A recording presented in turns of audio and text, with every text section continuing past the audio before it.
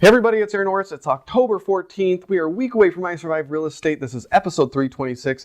And where do you think home ownership levels are headed? Will it get under 50%? That and much more as we cover the biggest headlines in real estate.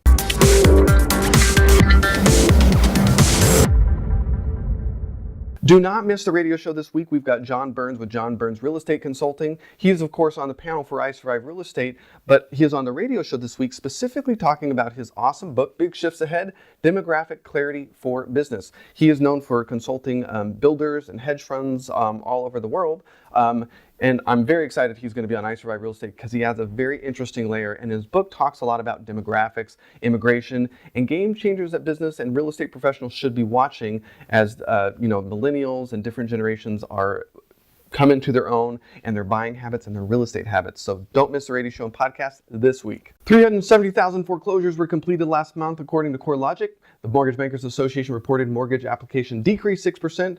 They also said that there was a 3% increase in home purchase mortgage applications for the month of September, and the interest rates are now at a 30-year at 3.47 and 15-year rates at 2.76%. A U.S. Court of Appeals has declared the current structure of the Consumer Finance Protection Bureau unconstitutional, saying, in essence, the director is the president of consumer finance. The concentration of massive, unchecked power in a single director marks a departure from settled historical practice and makes the CFPB unique among traditional independent agencies. The CFPB can operate, but now moves under the supervision of the president, who can fire the position at will. This all stemmed from PHH Corp challenging a $109 million fine levied by the CFPB, and I think that's the first time they've been challenged. And what does this mean? Are other banks about to file suit, getting tired of all these fines? We will see. You've probably heard this story, but Wells Fargo CEO has stepped down after the bank got caught fraudulently creating millions of unauthorized bank accounts. In essence, if you hadn't heard about it, a consumer would open an account with Wells Fargo, and to boost sales figures, employees would generate additional credit lines, transfer funds, and even create fake email addresses to boost number under that consumer. The CFPB has levied the largest fine they've given to date. It's paying close to $200 million in fines. The tactic went on for 5 years, and around 5,300 employees ended up being fired because of it. And now the CEO is stepping down. So many are saying the reforms Republicans were hoping for to reform the CFPB is dead upon arrival now, as this is a big win. But then that other court case with there being a little bit of pushback from banks. So hey, the next 12 months are going to be really interesting to watch. So here's a chart on the current home ownership situation. It looks a little ugly, but it's the way sort of the chart is put together. But we're down from a peak in 2004 at 69.2% and hovering around 63%, the lowest in decades. So Freddie Mac released a video sort of going a little bit on the defensive, arguing against experts at Urban Land Institute and some other places that they feel are a little bit too pessimistic in their views of where home ownership is headed. Freddie Mac is claiming that they're not looking at macroeconomic influence that could arise, that could change the future, like the future of the GSEs. Millennials' behavior, what are they going to do once they actually start forming households and starting families? And then, of course, us becoming a majority-minority nation with non-whites becoming the majority, and businesses with a profit motive, of course, going after their business and changing their rules to let in more borrowers. I guess we'll see, but what do you think? Where do you think home ownership is headed? Is it going up? Is it going down?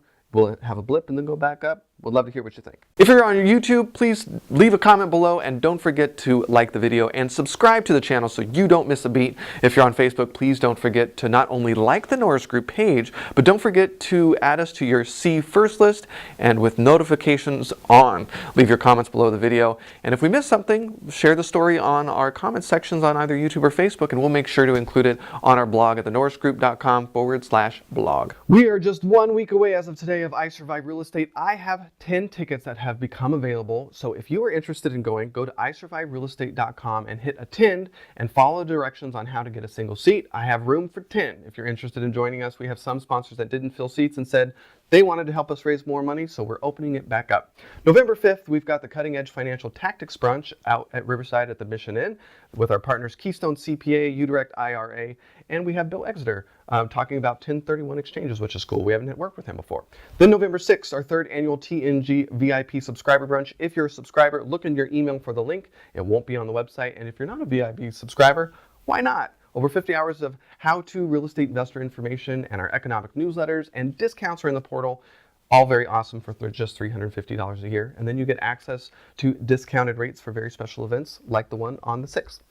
Up on the 4th, mark your calendars, 2% interest rates, 30 trillion in debt, and other surprise endings. That's going to be our market timing report on February 4th of 2017. We will release signups soon. We always sell out for the market timing events, and we're only going to do it once. For more information on hard money lending, including fix and flip, buy and hold, and new construction loans, check out thenorrisgroup.com. We've got rates just starting at 6.9%, y'all. And if you want more information on passive investing with trust deeds, check out tngtrustdeeds.com. With that, have a fantastic weekend, and we'll see you next week.